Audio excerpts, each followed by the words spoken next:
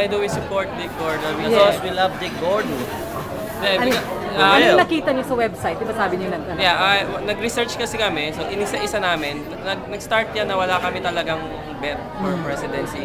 So inisa-isa namin lahat ng candidates, and I think Dick Gordon is the best among of them. Yung capacity, yung kakayanan to change our country to be better. Kayo? Ako I admit na before, nung estudyante pa lang ako way back, ako isang estudyante na parang sabay sa agos ng... Kung ano yung sinabi, gano'n. Ako sumasagot eh. Kang pam-pam. Hindi mo birthday. Kasi katulad noon na last presidential elections, parang sabay, nakakalungkot isipin kasi yung, diba, sinasabi na nangihinayang sila dahil na tatalo. Parang ganun kasi yung ugali ko noon. Nadala sila sa survey. Yun yung ugali ko noon. Oo.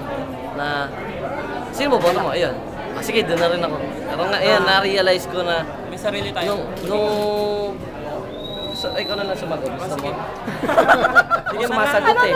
Kasi bagal na pacing mo. Malulubat na. Hindi, malulubat yan. Hindi. Nag-disturb ako. Ano yan? Ano yan? Ayan, kaya nung naisip ko, nung dumating yung dalawang termino, parang bumabagsak. Walang nangyari. So, inisip ko mabuti yung sino yung iboboto ko sa susunod na the best na president na pwedeng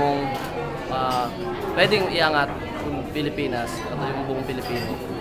Kasi nga, di ba? Nadala kami last election. Kasi dati ganun kasi, Nagtanda na kami. nung buhay pa yung nanay namin, sa Malangit Tawa, sabi niya, sino boboto mo? Nagganon ako. Sabi ng nanay ko, ayun ang boboto ko. Sige kami, ganun na rin boboto ko. Ay wala kaming pakialam nun. Ngayon meron na. Ngayon, parang iba na usapan kasi nga dahil sa dahil hindi na maganda yung ekonomiya. Ang laki ng tulong niyo eh. 100,000. Sige, salamat. Salamat po, salamat. Anong yan? Vlogwatch.ph i-upload ko. Sana lahat ng tao subscribe kayo sa vlogwatch.ph kay Tita Ate. Sige.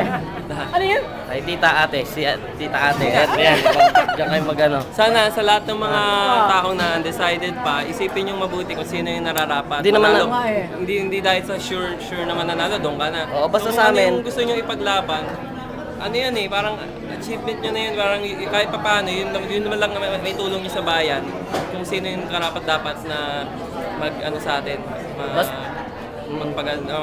sa yun na yun. Basta sa amin, ang masasabi ko lang, hindi namin sinabi na iboto nyo yung buboto namin. Sa akin kasi, taos puso na yung gagawin. Yes, mag-research, manood ng mga debates, at alamin talaga, makipag-usap sa iba-ibang mga tao para malaman nyo talaga kung sino yung talagang nararapat, hindi yung dahil dahil sunod sa uso. Sunod sa uso, dahil mukha siyang magaling, mukha siyang di ba?